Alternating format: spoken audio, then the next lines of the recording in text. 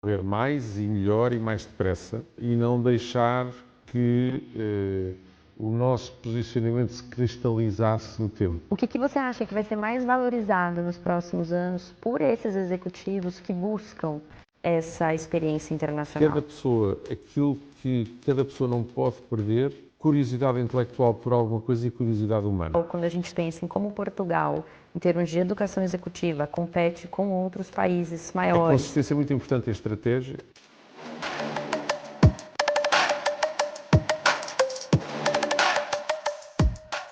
Poucas pessoas acompanharam tão de perto a transformação da educação executiva em Portugal quanto o professor José Crespo de Carvalho. Como presidente do SQT Executive Education, ele ajudou a posicionar a instituição entre as mais relevantes da Europa e tornou-se uma voz respeitadíssima nos debates sobre liderança, gestão e desenvolvimento de executivos. É alguém que combina pensamento acadêmico com uma visão muito prática dos desafios das organizações e é justamente sobre essa interseção entre conhecimento, impacto e futuro que nós vamos conversar hoje. A Laiob está em Portugal e esse é mais um episódio do Laiob Talks. Professor, seja muito bem-vindo. Muito obrigado, Luísa, e muito obrigado por a Laiob ter vindo a esta casa. É sempre uma alegria estar aqui. Nós não só nos sentimos realizados em continuar um trabalho que foi tão planejado, mas a gente se sente em casa, trabalhando com amigos. Para a gente começar a nossa conversa, para quem conhece o SQT Executive Education, mas não conhece tão bem o José Crespo de Carvalho, quem é o professor, além de todos os títulos, além dos cargos, além de toda a experiência? É uma pessoa normalíssima. É uma pessoa normalíssima que todos os dias procura fazer melhor, procura encontrar novas formas de fazer, de se adaptar aos tempos que vão correndo em cada circunstância, porque basicamente nós temos tido uma evolução gigante em termos de formação de executivos e não só, e é preciso estar muito atento àquilo que são as grandes tendências que nos levam para determinados paradigmas novos e que vão abandonando a pouco paradigmas antigos. E, portanto, este trajeto faz-se com muita atenção ao que outros fazem, às principais tendências, ao que, no fundo, os especialistas vão, no fundo, concluindo, àquilo que os nossos participantes nos pedem, e àquilo que nós vamos sentindo também dia a dia, que são coisas que temos que dar ou oferecer a quem está à nossa frente. Portanto, é um trabalho de muita atenção, com todas as antenas no ar, para percebermos exatamente para onde é que devemos ir. Pensando que você assumiu a liderança do SQT Executive Education há mais de, sei lá, uns 7, 8 anos. Sim, 2019. O que você diria que te motivou a dar esse passo focando em educação executiva? Eu já estava ligado à formação de executivos, portanto, estive aqui ligado à formação de executivos, depois tive uns anos na nova SPE também ligado à formação de executivos, como diretor académico da formação de executivos. Depois voltei aqui porque, basicamente, achavam que precisavam de mim e eu assim acedi, não é? E, portanto, voltei no sentido de transformar aquilo que estava a ser feito numa coisa diferente. E, portanto, numa coisa diferente no sentido em que havia uma adequação a fazer ao mercado bastante grande, era necessário correr mais e melhor e mais depressa e não deixar que o nosso posicionamento se cristalizasse no tempo. E, portanto, foi um bocadinho isso que foi, digamos, o projeto. Não é? Óbvio que com o andar do tempo o projeto também se vai transformando porque o contexto transforma-se, não é? Portanto, o contexto transforma-se, o projeto no início era reposicionar, neste momento há um posicionamento que é claro, agora há que manter uma série de coisas e há que aperfeiçoar uma série de outras. Pensando em crescimento, pensando em transformação, em reposicionar, e hoje vocês já estarem posicionados, o que você entende que foram as decisões mais importantes para esse crescimento, para que isso, sair do reposicionar para onde vocês estão hoje? Eu acho que a primeira palavra que eu costumo utilizar muitas vezes é sermos consistentes. Tudo aquilo que fazermos, ser consistente com aquilo que... e, portanto, tomamos uma decisão, somos consistentes com essa decisão. Isso significa que essa consistência permite-nos, se calhar, não o resultado imediato, mas resultados que nós queremos ver a médio prazo. A consistência é muito importante em estratégia, é muito importante na liderança de uma organização. Se nós formos consistentes, e obviamente com algumas afinações, mas existe um fundo de consistência, as coisas começam a acontecer. E nós definimos, quando entramos, 3 pilares estratégicos essenciais. 1, internacionalizar. 2, abrir catálogo de open programs, portanto, programas que qualquer pessoa pode escolher pagando os seus FIIs, não por intermédio de empresas, mas individualmente. E o terceiro, trabalhar mais e mais com empresas. Ou seja, digamos, o trabalho com empresas e a proximidade às empresas é não só importante para perceber dessas empresas o que realmente estão a pedir e querem, mas, por outro lado, trabalhamos com várias indústrias e podermos ter uma noção muito melhor daquilo que acontece em cada uma delas e adaptar, inclusive, todo o nosso portfólio a esse tipo de requisitos ou a esse tipo de demanda, como dizem no Brasil, porque, de facto, as empresas é que comandam o mercado. Sim. Pensando nesses 3 pilares, internacionalização, programas abertos, programas customizados, a gente teve aí umas 2, 3 semanas a divulgação do ranking do Financial Times para a educação executiva, agora 2026, onde o SKT Executive Education não só ficou entre as 50 melhores escolas de negócios do mundo, mas uma subida vertiginosa em 13 posições para programas customizados, 16 posições para programas abertos, a maior subida no mundo. Como que você enxerga que esse resultado, puramente um número, o que isso representa para a instituição? Este número é uma composição de vários subnúmeros, não é?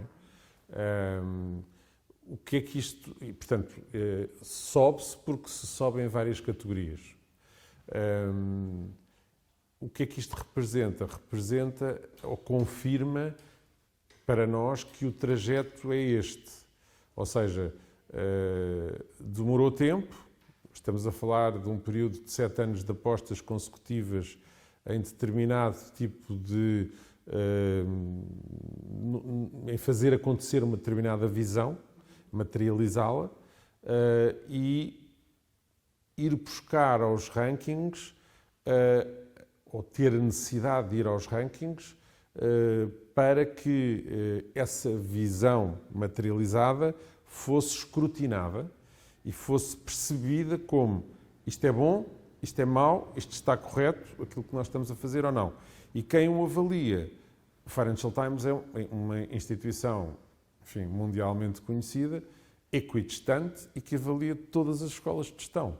Portanto, a priori, diria, esta subida é boa, sentimos um grande orgulho nesta subida, mas é, de facto, esta consistência ao longo do tempo que nos permite acreditar e confirmar pelo Financial Times que o caminho é este. Você acha que, além dessa consistência, além de resultado de muitos anos de trabalho, além de acreditar que estão no caminho certo, quais outros critérios você acha que fazem a diferença para vocês subirem de maneira tão impressionante num ranking como esse? Porque, só pegando mais um gancho, no Brasil a gente não fala muito em ranking. Então, às vezes, pode ter uma dificuldade de entender o que isso representa, o que é estar entre as 50 melhores escolas de negócio no ranking do Financial Times. Tem algum pré-requisito ou, de fato, significa isso? É isso que é levado em conta no momento de uma... Há vários fatores aqui. O primeiro é, só pode concorrer ao ranking do Financial Times quem tem um conjunto de acreditações internacionais, americanas, europeias, e, portanto, essas acreditações é que permitem às escolas de gestão concorrer. O que é que são estas acreditações? Estas acreditações fazem um escrutínio sobre a investigação que se faz na casa, ou seja, aquilo que se publica em termos de research, faz um escrutínio sobre a forma como lecionamos e os resultados que obtemos em termos de lecionação, de aulas, portanto, a parte pedagógica, a parte científica, o modelo organizativo, a capacidade que nós temos de chegar a outros mercados. Há uma série de dimensões que são escrutinadas por estas entidades de acreditação. É um processo longo, demora bastante tempo e raramente se consegue fazer uma acreditação internacional destas em menos de 5 anos. Isso é algo que se perde? É algo que se perde, porque é revalidado de X em X tempo, por exemplo, de 5 em 5 anos. Pode-se ter uma acreditação por 3 anos que é mais pequena, ou pode-se ter por 5 anos maior, mas é sempre objeto de novo escrutínio, nova avaliação ao fim deste período. Portanto, vem uma comissão composta por professores de várias escolas que depois votam consoante os elementos que recolheram, consoante aquilo que viram, consoante as pessoas com quem falaram, consoante os alunos com quem entrevistaram. No fundo, ex-alunos, normalmente, e também alunos presentes, revalidam ou não revalidam. Ou revalidam com condicionantes, o que significa que temos que mudar algumas coisas, ou revalidam de forma limpa, ou seja, estão a fazer um bom caminho, não há nada a modificar, pelo menos para já, e voltamos daqui a 5 anos. E o que você acha que faz a diferença para ter, de novo, uma subida de 13 posições em um critério, 16 posições em outro? Ou é um conjunto de consistência, excelência, estratégia? É um conjunto de várias coisas. Há uma que, e depois posso dizer também, voltando um bocadinho atrás, acho que é importante nós percebermos que existem 13 mil escolas de gestão no mundo, das quais têm estas certificações bastante menos, não é? E que concorrem. Há umas que só concorrem ao ranking de Open Enrollment, portanto, programas abertos, porque não têm programas para empresas. Há outras que só concorrem ao ranking de customizados, porque não têm programas abertos, só fazem programas à medida. E há escolas que concorrem aos dois, pronto, que é o nosso caso. Destas 13 mil escolas, na Europa temos cerca de 4 mil. Mais coisa, menos coisa. E, portanto, estarmos no ranking das 100 primeiras é qualquer coisa que a nós nos deve orgulhar, muito. E, portanto, é um funil muito apertado. Dito isto, o que é que eu poderia dizer para além disto? Estes rankings ajudam muito, não só ao posicionamento da escola, mas ajudam-nos também a refletir, a nós próprios, sobre se esta dimensão ou aquela dimensão que foram avaliadas, são várias, está melhor ou está pior, e porquê é que estará melhor ou porquê é que está pior. Isso depende em boa parte de quem responde, porque não somos nós que respondemos, portanto, nós este ano envolvemos 200 alunos, são muitos alunos, pode-se perder o controle do processo, ou seja, no sentido em que as pessoas são livres de responder como querem, e, portanto, 200 alunos é muita gente a responder para um inquérito open, e depois são as empresas todas com quem trabalhamos. O que significa que pode haver coisas que nós não saibamos e que, de facto, podem correr menos bem. Correram francamente bem porque nós pensamos que o modelo está a funcionar. E, portanto, a mensagem está a funcionar, está a passar, as pessoas veem, sentem o impacto, sentem melhoria nas suas carreiras, na sua profissão. As empresas sentem-se contentes porque existe impacto, existem resultados. E há uma coisa que eu também gostava de dizer aqui que é muito importante para nós, é que nós temos um ensino que tem sido muito valorizado ao longo do tempo, quer por rankings, quer por acreditadores, que é muito próximo, muito cheio de dinâmicas, muito próximo, muito sem pedestal. Essa proximidade aos nossos participantes, essa proximidade humana, é uma coisa que nos tem distinguido, francamente, de outras escolas, em que há uma maior distância entre professor-aluno. Aqui a proximidade entre professor e aluno é muito grande. Não há grandes barreiras. Nós somos um entre todos. Estamos ali também para aprender, estamos ali para dar o melhor de nós, mas não estamos ali para ser um monólogo. Estamos ali para que seja uma experiência, de facto, com proximidade, com participação, no fundo, com interação muito grande. E cheio o mais possível de dinâmicas que nos permitam adequar o tipo de ensino àquilo que é a realidade que as pessoas pedem hoje em dia. E isso é muito importante, tem sido muito valorizado, porque vamos num caminho que é o caminho da experiência. Não é só prestar um serviço, para além de prestar um serviço, é também criar uma experiência conjunta com as pessoas e deixar uma marca indelével nas pessoas.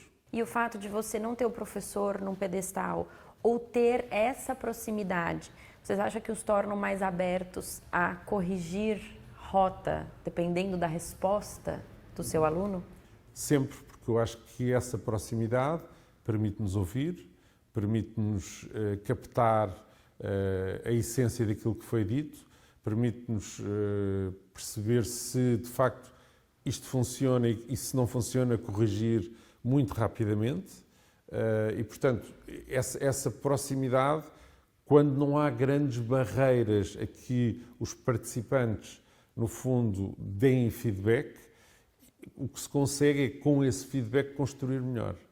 E, portanto, adaptar permanentemente e conseguir ir mais além. Pensando no corpo acadêmico, né, nos professores que estão ali à frente, você acha que eles também enxergam com essa abertura? Poxa, eu preciso corrigir um pouco, porque ele está ali dando aula, é a referência, é a autoridade em determinado assunto. Não é, às vezes, delicado, difícil falar, olha, não está funcionando, você precisa adaptar. Você acha que eles também têm essa abertura para... Acho que estou fazendo perfeito, mas não, a percepção não é essa, talvez precise de um ajuste. Esse é um briefing que eu faço com os meus professores permanentemente, que é reuni-los, sentá-los e dizer, temos que ser mais próximos, temos que ouvir mais aquilo que vem do nosso participante, do nosso aluno, temos que nos adequar, temos que nos moldar àquilo que o mercado exige de nós. Isto é uma mensagem permanente, não é uma vez nem duas vezes, é permanentemente. E bem aceita.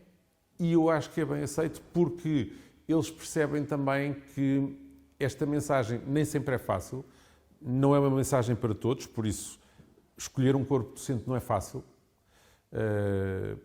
sobretudo em executivos, porque as pessoas têm que ter esta plasticidade, no sentido de conseguirem adaptar-se àquilo que o mercado quer.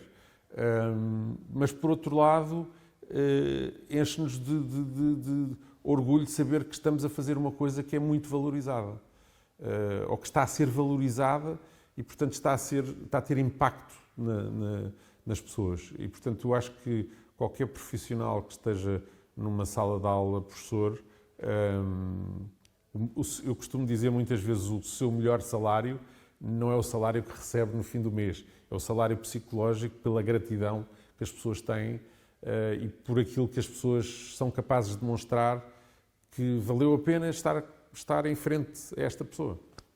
Sem dúvida. Gostei dessa. O salário psicológico vou usar nas minhas conversas lá na Laiob. O que você acha que é mais difícil hoje em dia? Entrar num ranking como esse, galgando boas posições, ou manter-se relevante ao longo dos anos? É difícil por causa dos pré-requisitos. E porque... que não são garantidos também, vocês continuamente precisam... São consecutivamente renovados. Depois há uma outra questão que é, nós podemos subir, mas depois há ponderações de ano para ano, o que significa que eu podia querer entrar numa tabela, ficar na 100ª posição e no ano a seguir ficar na primeira. Isso não é possível porque o ano anterior pondera também para a subida e, portanto, inibe subidas maiores. Esta subida é mais deliciosa ainda, porque sabendo a ponderação do ano anterior foi possível subir desta maneira. E se no próximo ano não tiver uma subida tão vertiginosa assim, por qualquer razão? E pode não haver uma subida. Como a pessoa do José Crespo vai se sentir? Igualmente vitorioso ou não? Poderia ter sido melhor, porque somos moldados por expectativas. Sim. Né? Então, poxa, não foram 15, uma subida de 15 posições, deveria ter sido 17 ou não, já foram 15. Eu costumo ter uma visão mais positiva. Não, eu nessas coisas acho que é sempre, estar nos 50 melhores é sempre um ganho. Mas há uma coisa que eu não consigo evitar, que é, olhando, por exemplo, para grandes escolas, o orçamento que eles têm é muitíssimo maior do que o orçamento que nós temos e, portanto, vivem de doações, de donors, que permanentemente fazem o give back à sua universidade. Em Portugal, isso não é muito frequente, é muito pouco frequente. E, portanto, a prática em todas as instituições, não é algo... Em muitas instituições isso acontece e, portanto, o que vem... no fundo, para investimento numa sala, num novo edifício, vem pelos alumni. Em Portugal é muito difícil isso acontecer. Não há essa prática, não há esse histórico e, portanto, é difícil ter orçamentos tão grandes quanto aqueles que outras universidades têm. Ainda assim, se nós formos à lista das universidades e do ranking, nós ficamos acima de universidades que têm budgets que são, enfim, 50 ou 100 vezes o nosso. Portanto, enfim, é possível. É possível acreditar que uma equipa de futebol que joga com baixos salários e baixo budget consegue subir e jogar bem futebol, entre aspas, não é? E você acha que tem um risco das instituições passarem a gerir os programas, as entregas, baseadas no ranking exclusivamente, deixando um pouco de lado o impacto, as transformações, o propósito original da instituição? Há sempre esse risco. Eu acho que há sempre esse risco e o ranking é um bom farol, mas não é o único farol. Há muitas outras coisas que é preciso dar atenção. E, portanto, não podemos eclipsar-nos e, portanto, sentir que houve um eclipse qualquer com o ranking e ficarmos cristalizados à volta de ranking. Não, há muitas outras coisas para além do ranking e que são importantes. E, portanto, não é mais um fator o ranking. Ajuda a posicionar, verdade. É uma caução. Ou seja, quando eu faço um programa, dizer que estou numa top 50 school in the world é qualquer coisa que o empregador, que a empresa, etc., valorizam. Mas não é a única coisa, de facto. Há muitas universidades muito boas no mundo que não têm e, portanto, e continuam a ser válidas. Portanto, não será o único fator. Mas você acha que, da perspectiva do aluno, há o risco de essa universidade é muito boa, tem continuamente resultados excelentes naquilo que se propõe a entregar, mas não consta em um ranking. Você acha que essa percepção ela deixa de ser tão boa, simplesmente porque ela não está ranqueada? Na Europa, eu diria que depois há um ranking final das top 50 da Europa, top 100 da Europa, peço desculpa. Na Europa é complicado não estar no ranking, porque isso inibe a internacionalização, isso inibe que haja participantes, porque depois o participante é muito informado e quer não só o impacto da formação, não só o toolkit, não só a aprendizagem, mas quer também uma linha curricular que diga esta é uma escola que está no top 50 do ranking do Financial Times. Na Europa, nos Estados Unidos, por exemplo, há escolas que deliberadamente disseram nós não estamos necessariamente no ranking. E escolas bem conhecidas.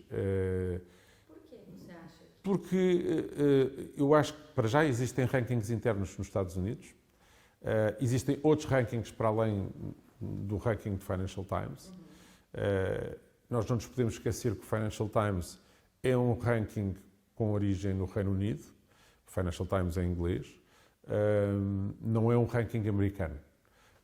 Mas, por exemplo, as universidades americanas põem um foco tremendo no ranking do Financial Times quando se trata do MBA. Porquê? Porque é o flagship program e porque os MBAs para eles são muito mais importantes ter um flagship program, sempre foram assim, do que ter a instituição como um todo no ranking. É mais importante o MBA do que outra coisa qualquer. Mas é cultural, se calhar, é uma história, não é? Pensando no posicionamento não só do SKT Executive Education, mas das instituições portuguesas, sendo muito bem ranqueadas, muito bem reconhecidas, e pensando no tamanho de Portugal dentro do restante da Europa, no caso, como você explica, a que você acha que se deve esse crescimento? Há uma coisa que se tem verificado em Portugal, precisamente por ser um país pequeno, é que as pessoas têm muita exposição ao exterior e têm muito mundo e vão muito fora e veem muito e fazem muito benchmark e olham muito para fora.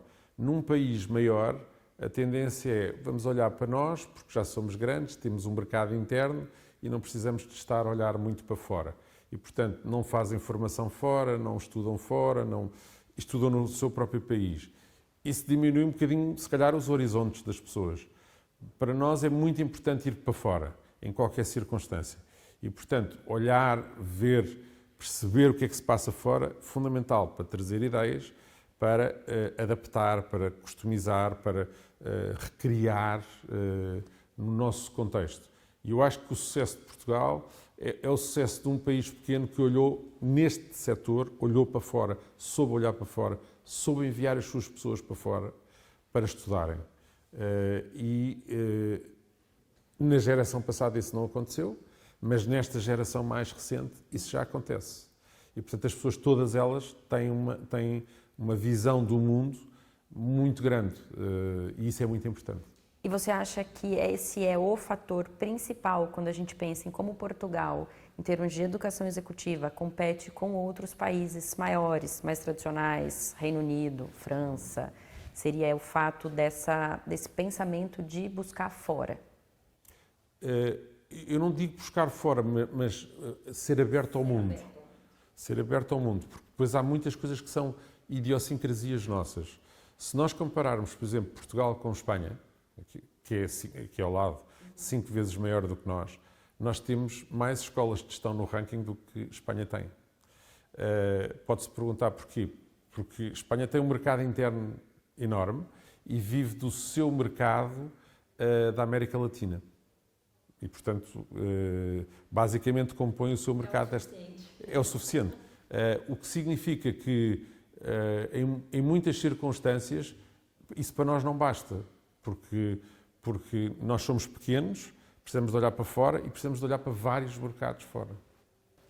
E há 10 anos, você acha que Portugal estaria onde está hoje, disputando espaço, disputando essa atenção internacional? Há 10 anos estávamos a começar a entrar nos rankings todos. Mas você tinha essa visão de que chegariam tão longe, tão relevantes, principalmente pelo tamanho? A vontade das pessoas que eu conheço e conheço relativamente bem nas várias universidades, levar-me a acreditar que sim. Porque são tudo pessoas que têm muita visão do mundo, muita exposição àquilo que acontece lá fora e, portanto, querem para as suas escolas, apesar de escolas relativamente pequenas à escala europeia ou à escala global, querem o melhor. E, portanto, porque é que nós formamos bons jogadores de futebol num país pequeno? Damos-lhe o mundo, a seleção portuguesa, praticamente todos os jogadores jogam fora de Portugal, não é? Portanto, veem o mundo, percebem o mundo, querem perceber o mundo e querem dar o melhor depois ao seu país. Pensando nisso, de ter acesso, de conhecer o mundo, depois trazer para dentro de casa, de abrir a cabeça, ter uma visão de que não basta estar aqui e saindo um pouco dessa parte dos rankings, como você enxerga? Você disse 3 pilares no começo da nossa conversa: internacionalização, programas abertos, programas para empresas, programas customizados. Qual que é a importância das parcerias internacionais para o ISQT Executive Education? A gente tem Angola, China, tem Brasil. É enorme, porque os parceiros são uma forma não só de entrar no mercado, mas de permanecer no mercado. A permanência constrói-se. Esta permanência resulta de parceiros que sejam estáveis, que queiram crescer connosco, que queiram desafiar-nos, a quem nós possamos desafiar, a criar novas aventuras, novas coisas. E, portanto, eu acho que eu sempre fui muito apologista de parcerias, porque as parcerias permitem-nos, se forem sérias e se forem feitas, porque as parcerias acabam por ser feitas por instituições, mas são com pessoas. No fim do dia são com pessoas.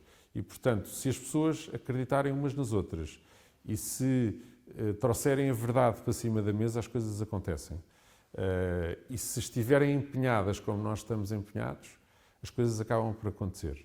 E esta estabilidade, que não seja um toque e foge, mas que seja uma coisa ao longo do tempo, permite-nos acreditar que estamos no caminho certo. Ou seja, a parceria é isso mesmo, é sermos parceiros para um período muito grande e, porque não, para a vida toda, não é?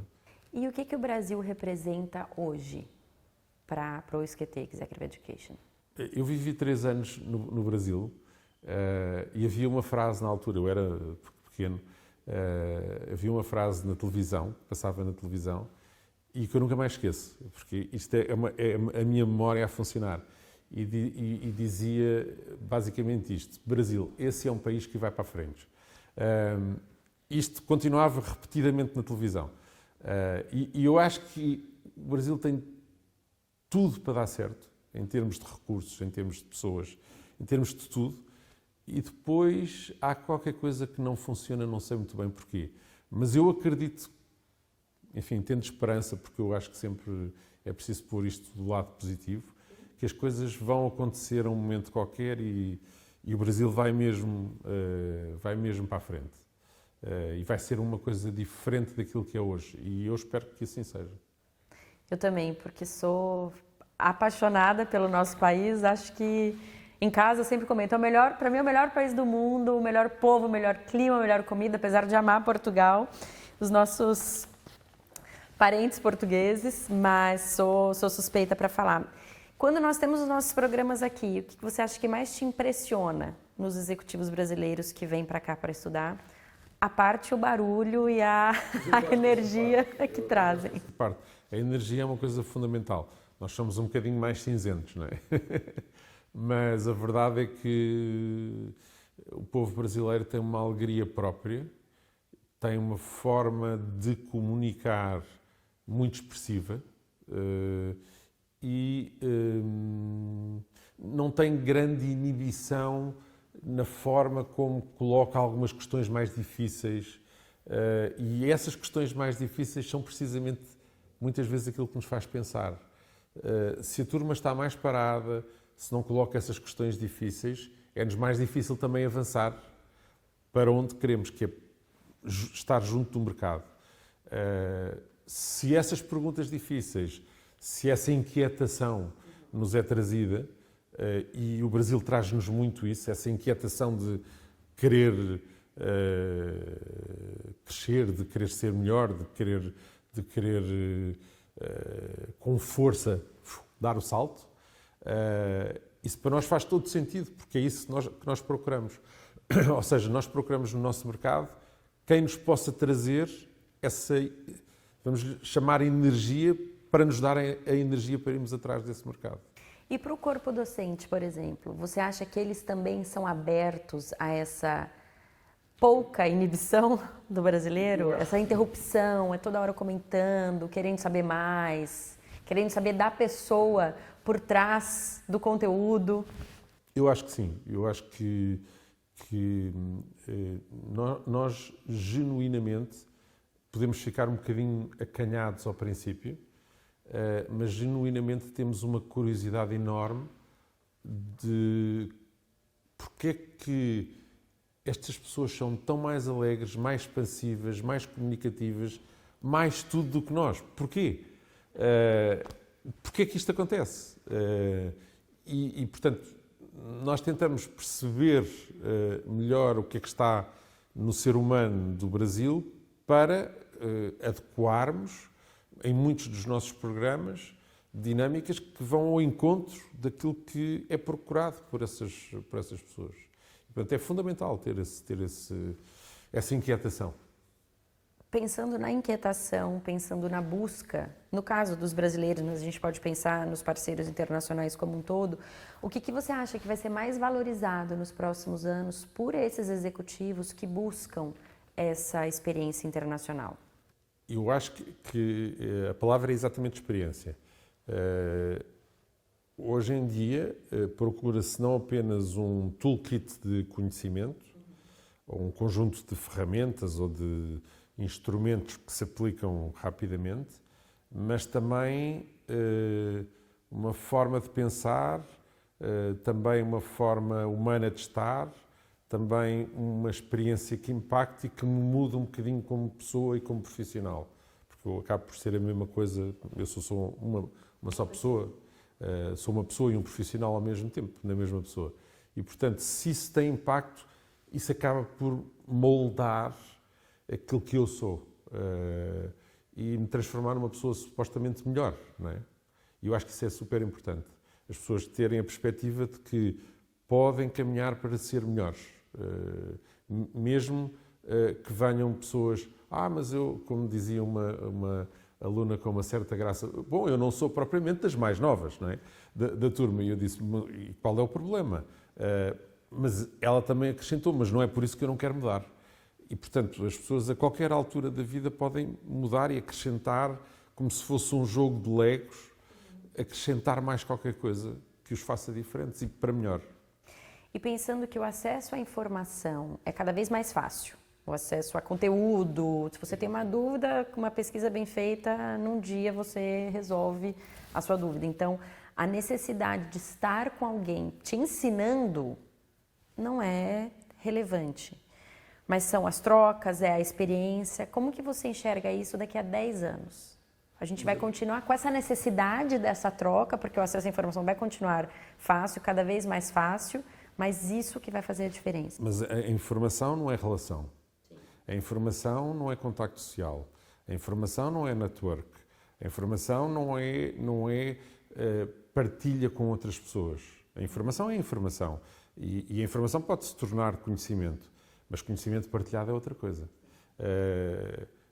Conhecimento vivido com pessoas é outra coisa.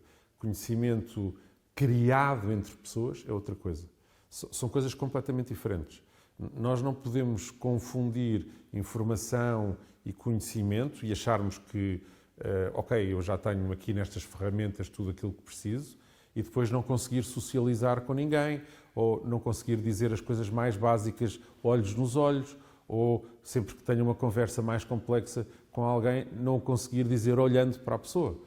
Isso para mim faz-me impressão, ou seja, as pessoas têm que continuar a ser pessoas e seres humanos e não querer ser substituídos na sua humanidade por máquinas. As máquinas vêm ajudar, os algoritmos vêm ajudar e tornam-nos mais produtivos e mais capazes de responder de uma forma até bastante mais, diria se formos críticos em relação àquilo que a máquina nos dá, de uma forma até bastante mais pensada, se formos corretos naquilo que estamos a fazer. Mas depois falta todo o lado humano, a proximidade humana. Um computador não tem um coração. E, portanto, toda essa parte, o computador não chora, o computador não ri no sentido da alegria genuína, não fica frustrado por não ter um resultado, não fica super contente por ter uma experiência partilhada com alguém. Portanto, tudo isso são coisas humanas que nós devemos preservar e que não podemos deixar escapar. Por essa razão também é que nós defendemos sempre que esta proximidade é muito importante, porque isto constrói. A proximidade às pessoas é muito importante. Esta proximidade constrói. Nós não estamos a construir pessoas que nós aqui em Portugal dizemos nerds fechados em casa, que conseguem interagir com o computador, mas não conseguem interagir com outras pessoas. E o mundo é de pessoas, é um mundo de pessoas, continuará a ser de pessoas. Mundo de pessoas, continuar a ser de pessoas. Você comentou na nossa última abertura que a gente tinha que ser menos humanoides e mais humanos. Com o boom da inteligência artificial, é tudo que a gente fala várias vezes ao longo do dia. A gente tem um programa de inteligência artificial aqui. Você acha que isso vem para, o que também muitos dizem, isso vem para nos tornar melhores como profissionais, não necessariamente para nos substituir? Em relação ao formato tradicional de ensino, você vê como algo para potencializar ou talvez uma ameaça para o que a gente vive hoje? Eu vejo como uma necessidade de adaptação do ensino. Ou seja, aquilo que era um ensino mais unidirecional tem que completamente deixar de ser um ensino unidirecional para ser um ensino muito mais partilhado, muito mais co-construído entre todos. Muito mais crítico sob o ponto de vista de pensamento, porque é que o resultado é este e não é outro, com contraditório, em que há muita mentoria, em que há muito menos o tal pedestal do eu sei, para haver muito mais mentoria, passagem de experiência, partilha entre pessoas que querem crescer em conjunto. Isso é muito importante e eu acho que vai continuar a existir. Sim, a inteligência artificial é mais uma revolução difícil, mas também já houve outras difíceis. Eu recordo-me quando fiz o meu doutoramento, que ia para a Inglaterra, ia para a biblioteca tirar fotocópias de papers na biblioteca. Não havia internet e trazia sacos de Inglaterra para cá. E, portanto, as pessoas não imaginam o que é fazer isto hoje em dia, porque está tudo ao alcance enfim, está tudo a um alcance digital muito simples. Mas nessa altura não. Estamos a falar de anos 90, em que praticamente a internet não existia, em que as bases de dados de papers praticamente não existiam, e, portanto, as revistas eram em papel, e, portanto, se nós queríamos aceder a determinadas revistas, acedíamos ao resumo e depois tínhamos que ir consultar a revista e tirar fotocópias da revista. E, portanto, como não havia em Portugal, tínhamos que ir para fora. E tínhamos que passar bastante tempo lá fora. E esse caminho também foi sendo feito. Ou seja, nós não tínhamos internet, passámos a ter internet. E eu posso andar até mais para trás, porque nos tempos das perfuradoras de cartões, perfurávamos cartões que entregávamos a uma máquina para sair uma listagem em que nós estávamos a programar. Um dia depois sabíamos se havia um erro ou não naquilo que substituíamos um cartão que estava errado por outro cartão, voltávamos a pôr. Esperávamos mais 24 horas. O mundo mudou. E eu hoje consigo fazer um ciclo em Python e perceber exatamente logo onde é que está o erro, onde é que está, na hora, é imediato. Tivemos revoluções como nós tínhamos regras de cálculo para passarmos a calculadoras, programáveis, primeiro com BASIC, depois com uma série de coisas. Passámos a ter computadores, passámos a ter internet, passámos a ter tantas coisas que não tínhamos. Passámos, por exemplo, o ano 2000, que se dizia que iria ser a loucura total, o bug do milénio, sei lá, as coisas todas não iriam funcionar. Passámos tudo isso, passámos o boom das dot-coms, estamos a passar agora uma espécie de boom das tecnológicas com IA, mas tudo isto faz parte de ciclos. Eu acho que nós somos seres humanos únicos e irrepetíveis. E nós não vamos deixar de existir. E, portanto, aquilo que está a ser feito é para nos ajudar, não é para nos desajudar. Temos é que nos adaptar. E além da adaptação, se você fosse dar uma característica, uma competência que o líder precisa ter daqui a 10 anos? Não sei se consigo prever o futuro. Daqui a 10 anos é muito tempo, mas o que eu acho que o líder precisa de ter, seguramente, é saber falar com as suas pessoas e saber ouvi-las e saber interagir. E compreender as suas questões. Às vezes não é possível resolver, outras vezes é possível resolver. Mas temos que continuar a ser humanos e continuar a ter esta proximidade humana às pessoas. Se isto não acontecer, depois viraremos humanoides, não é? E eu não estou nesse capítulo. E pensando não só na pessoa, mas na instituição. As instituições de ensino são das mais tradicionais que existem. O que você acha que vai ser necessário desaprender ou deixar de lado aquilo que sempre funcionou, toda essa tradição, para continuar relevante, para continuar crescendo, para continuar... Eu acho que há uma coisa fundamental, é que nas instituições de ensino superior sempre houve, é uma tradição académica, sempre houve uma certa sobranceria, uma certa arrogância de que eu sei. Eu, professor, sei. E isso tem que acabar. Já está a acabar, e ainda bem, mas tem que deixar de existir da forma como existia. E a humildade do professor, o professor é um ser humano, a humildade do professor é uma coisa que faz imensa falta. E, portanto, se nós não formos humildes o suficiente para querermos aprender mais, percebermos melhor os nossos interlocutores, os públicos-alvo, as pessoas que estão à nossa frente. Se nós não quisermos isso, aí sim vamos matar as instituições. Mas eu acho que é precisamente ao contrário. Ainda há 15 dias, 3 semanas, estive num fórum precisamente do Financial Times de Executive Education em Londres, e eles disseram, o próximo escrutínio à escola já vai ser feito percebendo o que é que vocês ensinam de inteligência artificial e como é que vocês utilizam a inteligência artificial. E se estão a utilizar eticamente e corretamente, preservando a componente humana e não apenas dando a inteligência artificial para que as pessoas usem sem critério.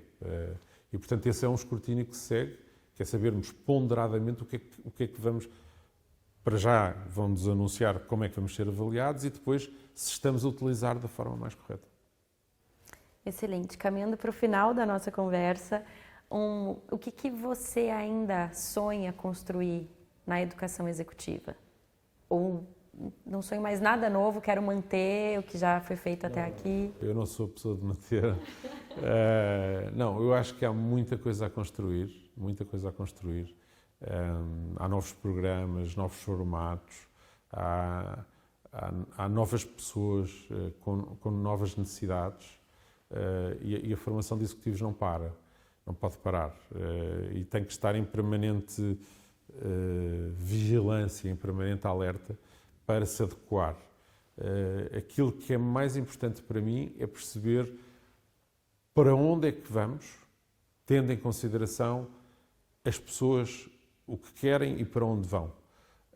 Obviamente, tendo aqui um sentido que para mim é fundamental, que é um sentido ético e um sentido de profissionalismo naquilo que fazemos. Portanto, sermos profissionais, sermos éticos, não abdicarmos dos nossos valores. A partir daí, temos que perceber o mercado e temos que fazer mais. Andar sempre atrás daquilo que é a trend, para podermos oferecer a tendência àquilo que são os nossos participantes, o state of art. Se assim for, eu continuo contente a fazer o meu trabalho. Só ficaria triste se me dissessem agora tens que ficar cristalizado e não podes fazer mais nada. Aí é mais difícil. Sim, perde-se a noção de que é possível fazer mais, é possível chegar mais, porque é também importante ao ser humano perceber que há uma certa insatisfação por natureza. E essa insatisfação, enquanto existir, é curiosidade intelectual, é curiosidade humana. E isso faz com que essa curiosidade intelectual e essa curiosidade humana faz com que nós tentemos fazer sempre melhor. Ainda que diferente do que fazíamos, mas melhor. Você mencionou ao longo da nossa conversa uma frase dos televisores enquanto morava no Brasil, que o Brasil está sempre aí para frente. Se você fosse resumir a sua visão de futuro em uma frase, para ficar marcada na nossa vida, qual seria? O futuro do homem ou o futuro de cada homem ou no global? Eu acho que o futuro de cada homem. Eu acho que de cada pessoa, aquilo que cada pessoa não pode perder é a curiosidade intelectual por alguma coisa e a curiosidade humana. Se nós perdermos a curiosidade, nós ficamos cristalizados. E eu espero, até morrer, nunca perder a curiosidade por alguma coisa. E essa curiosidade é aquilo que nos alimenta. Vai-nos alimentando e vai construindo uma pessoa que se vai moldando ao tempo e vai adaptando-se ao tempo. E isso é super importante na medida em que quem está desadequado do seu tempo não é por ter mais idade ou menos idade, é porque não se conseguiu de facto adequar ao tempo que estamos a viver. Isso seria um handicap muito grande e, portanto, nós temos que nunca perder a curiosidade. Às vezes os alunos perguntam: professor, qual é o segredo do sucesso? Eu não sei o que é sucesso. Não faço a mínima ideia do que é sucesso. Se é conta bancária, eu não faço a mínima ideia do que é sucesso. Se calhar para uns é conta bancária, se calhar para outros é serem mais felizes, ou se calhar para outros é serem mais desprendidos, ou para outros é encontrarem a pessoa da sua vida. Cada um, ou terem os seus filhos, cada um encontra um motivo para ter sucesso e não são necessariamente todos iguais.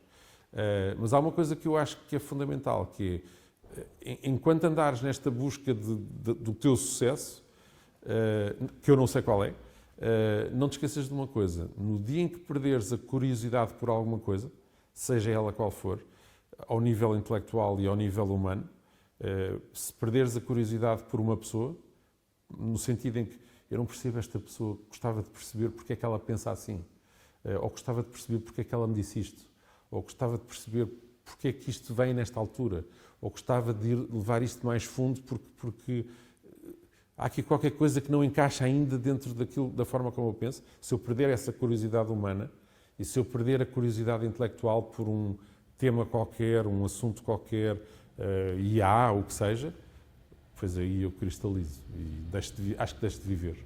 Muito obrigada. Obrigada pela conversa, pelo tempo, pela visão em educação executiva, liderança, visão de futuro. Pessoalmente, é sempre uma alegria poder conversar, extrair um pouco mais. Eu saio daqui com as minhas anotações que eu quero reler depois e, mais uma vez, encaixar essa nossa conversa em tudo, nessas coisas que eu escrevi. Muito obrigada. É uma alegria ser parceira do SQT Executive Education, é uma alegria termos tantos alunos vindo para cá, trazendo inquietação, trazendo barulho trazendo alegria, energia. Obrigado é nosso também, obviamente. A LIOB é um parceiro, é o nosso parceiro internacional por excelência. E, portanto, espero que continue por muitos e bons anos e que venham alunos brasileiros cheios desta energia e desta curiosidade e desta vontade e desta inquietação, que eu acho que é muito genuína e que faz falta ao mundo. O Brasil tem um ativo.